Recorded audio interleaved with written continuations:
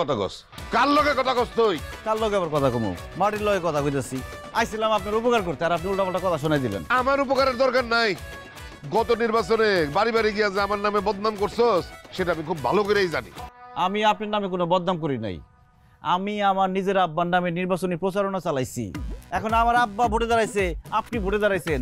আমি যদি নিজের আব্বারে বাদ দিয়ে শ্বশুর আব্বার নির্বাচনী প্রচারণা চালাই, তাহলে মানুষজন আমার কি করবে? এই কি করি তুই? শ্বশুর আব্বা মানে কি? তুই কারে শ্বশুর আব্বা কইলি? সরি, মুখ ফুসকে বাইরে হয়ে গেছে আব্বা। আবার কর আব্বা। হাজিল জানি কোনার কার। এই তুই বাইর হ। তুই অক্ষরে আমার বাড়ি থেকে বাইর হ। আর কোনোদিন যাতে আমার বাড়ির চারপাশে তোরে না দেখি, আমার মেয়ের আশপাশে তোরে না দেখি। বাইর হ। যাইতেছি, গুড নাইট।